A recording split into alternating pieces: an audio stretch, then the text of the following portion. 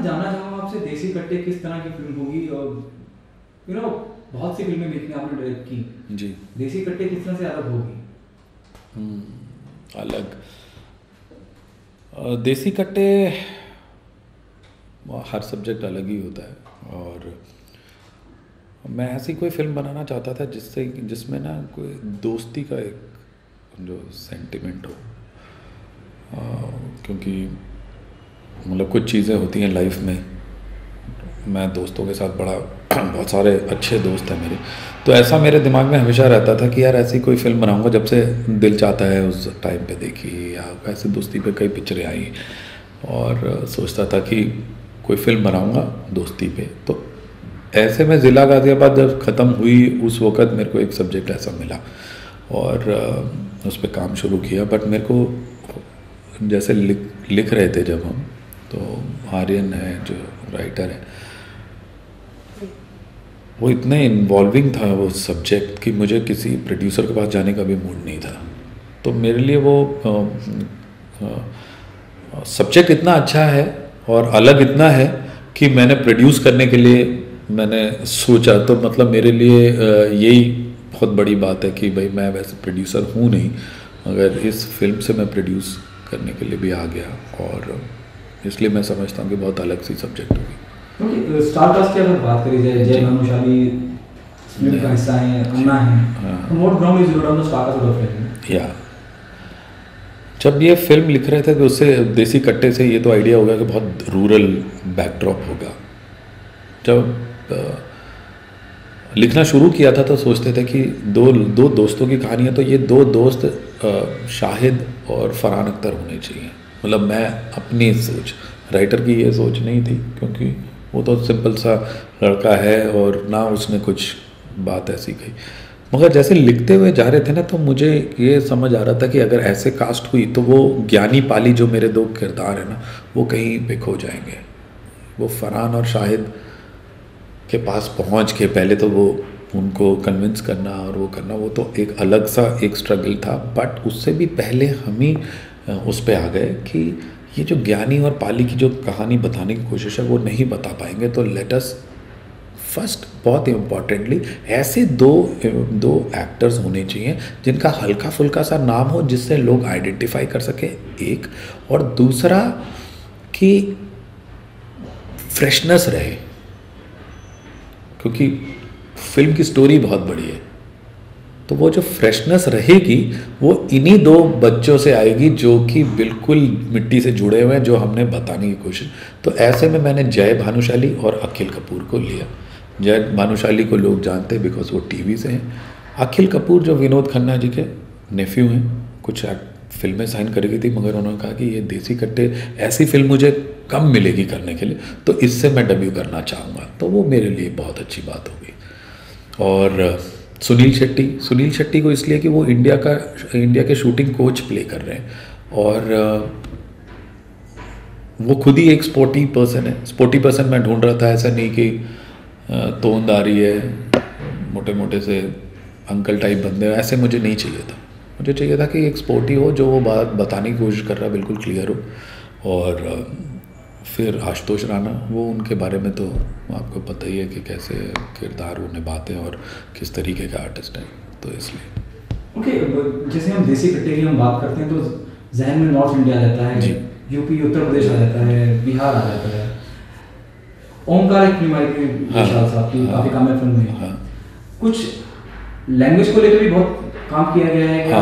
चाहे वो अन्ना की एसेंट लहजा जो वहाँ का होना, अन्ना के एक्सेंट में कुछ वो नहीं था। वो बिकॉज वो शूटिंग के कोच हैं, तो वो अप मार्केट में हैं और वहाँ पे लैंग्वेज की कोई दिक्कत नहीं है। जो ये दोनों देसी बॉयज़ हैं, इनके लिए दोनों की 2 महीने की वर्कशॉप थी। कानपुर से 2 लड़के आए, वो लगे रहे उनके लैंग्वेज को ठीक करने में, और इन्होंने अपनी एक्टिंग की भी यहीं पे वो उस पर काफ़ी काम करते रहे, बॉडी लैंग्वेज पे काम करते रहे। और वही 2 लड़कों को हमने जो अंडरवर्ल्ड की जर्नी है उसमें गैंग में भी रखा, ताकि वो पूरी जर्नी में थे। तो वो एक्टर्स ही थिएटर के एक्टर्स थे, वहाँ की लैंग्वेज बोलते थे तो उनकी भाषा वो एकदम ठीक कर देते थे। तो वो बिल्कुल करेक्ट तरीके से, मैं इनफैक्ट आपको प्रोमो भी दिखाऊंगा, तो उससे आइडिया लगेगा आपको कि किस पूरी फिल्म पे मेहनत हुई है। सर जिस तरह की आपका you know if you will see your record with one wonderful film of time that is Delhi height, फिर यू हैव डन जुगाड़, यू हैव डन जिला गाजियाबाद, आपको लगता है आपको जो पहचान मिलनी चाहिए थी वो तक मिली नहीं? Do you agree? I hope it is no it's fine, absolutely बिल्कुल करेक्ट बोल रहे हैं कि देखिए जो भी मैं अपने आप को मैं वो हूँ जो एक ऑडिटोरियम के बाहर खड़ा होकर ताली बजाता रहा है कि वाह ये चीज़ है। तो मेरे लिए तो ये अपने लिए एक बहुत बड़ी बात है कि उपलब्धि है कि मैं इंडस्ट्री में हूँ, क्योंकि यहाँ पे एक्चुअली बॉलीवुड ईजी नहीं है। यहाँ पे आते हैं तो इधर की जब मैं बाकी लोगों से मिलता हूँ कि 55 साल के हो गए हैं और वो एसोसिएट कर रहे हैं, और उस एसोसिएट के बाद भी फिर काम नहीं है। कहाँ है काम? बिल्कुल काम नहीं है। और इंडस्ट्री इतने ही लोग हैं, बहुत छोटी सी है बॉलीवुड, सब बंदे एक दूसरे को जानते हैं। काम करना यहाँ पे बहुत कठिन है। फिर यहाँ पे मैंने 2007 में मेरी पहली पिक्चर आई थी, 2007 से लेके 2014 तक ये 5th फिल्म है। मेरे लिए यही बहुत है कि मैं इस इंडस्ट्री का एक हिस्सा हूँ और मैं काम कर रहा हूँ। मिला नहीं है फेयर, वो नहीं मिला बिकॉज आप इधर से बिलोंग नहीं करते, तो अपने आप आ जाएगा। बहुत बड़ी सक्सेसफुल होनी चाहिए थी, हर फिल्म हम लोग सक्सेसफुल होगी सोच के बनाते, नहीं हो पाई तो अब आगे ट्राई करते रहेंगे और कभी ना कभी मिल जाएगा। ओके, अगर देसी कट्टे की बात करी जाए जी, क्या कहना चाहेंगे ऑडियंस से, why they come and be a part of देसी? मैं बताता हूँ। अभी आप अगर ना प्रोमोज देखेंगे ना, एक तो प्रोमो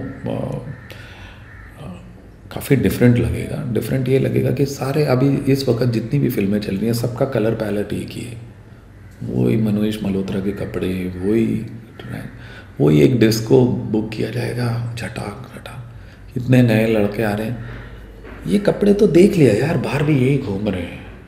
80% ऑफ इंडिया ना वो कनेक्ट भी नहीं करते इन चीज़ों से। तो मेरा ये नहीं है कि देसी वो के वजह से, मगर वो पैलेट अलग है। दो दोस्तों की जर्नी है, एक अंडरवर्ल्ड की पूरी जर्नी शूट कर रहा हूँ और एक वर्ल्ड चैम्पियनशिप की तरफ जा रहा है। दो लावारिस बच्चे की जो जर्नी है वो बहुत खूबसूरत है। उससे रिलेट यूँ करेंगे कि आप 80% लोगों से बात करेंगे, चाहे वो बॉम्बे में है या दिल्ली में है, उन लोगों वो उधर से है नहीं, वो वहाँ काम करने आए। काम करने आए तो उनकी अपनी ज़िंदगियों में झांक के देखेंगे तो ये दो देसी कट्टे मिलेंगे।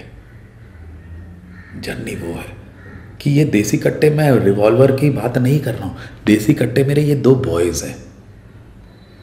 तो वो क्या करते हैं अपनी लाइफ में, जो दो रोटी नसीब नहीं था, और उनकी क्या जर्नी होती है, तो वो चीज़ का मज़ा है। फिर यूएसपी है कैलाश खेर का म्यूज़िक। इतने खूबसूरत गाने दिए हैं कि मैं मतलब वो रिलीज़ पे आपको आइडिया लग जाएगा। अभी म्यूज़िक रिलीज़ होने वाला है 1 महीने के अंदर, कि इस कदर उसके ऊपर काम किया उन्होंने और इतना खूबसूरत लिरिक्स उन्होंने खुद दिए। तो वो एक यूएसपी है। और सुनील शेट्टी को बड़े अच्छे किरदार में देखेंगे, और ये दोनों बॉयज़ ने बहुत अच्छा काम किया है। और मेरे ख्याल से प्रोमो आने के बाद आपको ये बात कुछ ज़्यादा करेक्ट तरीके से समझ आएगी। Okay sir, being a producer, आपने अब पहली बार, if I am not wrong, you are producing the film, कितना मुश्किल होता है फिल्म को प्रोड्यूस करना, डायरेक्शन द डिफरेंट स्टोरी। जी जी। आज आलम ये है कि आप मल्टीप्लेक्स में अपनी फिल्में लगाने के लिए आपको to pay to the theatre owners, the cinema owners. How do you see all this thing happening now, you know? You are coming with a film which is produced by you. Yeah see, मैं एक बहुत अच्छे और honest intention से picture बना रहा हूँ, और वो ऑनेस्टी डिस्ट्रीब्यूटर्स को भी नज़र आ रही है। डिस्ट्रीब्यूटर्स को आइडिया नहीं था, एकदम से मैं कहाँ से आया, और अभी आज 6 महीने में मेरी पिक्चर कंप्लीट है, 1-2 गाने करने हैं बस।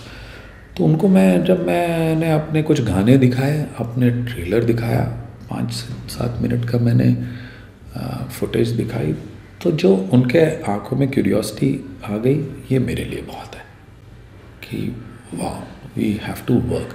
तो अब बातचीत शुरू हो गई है।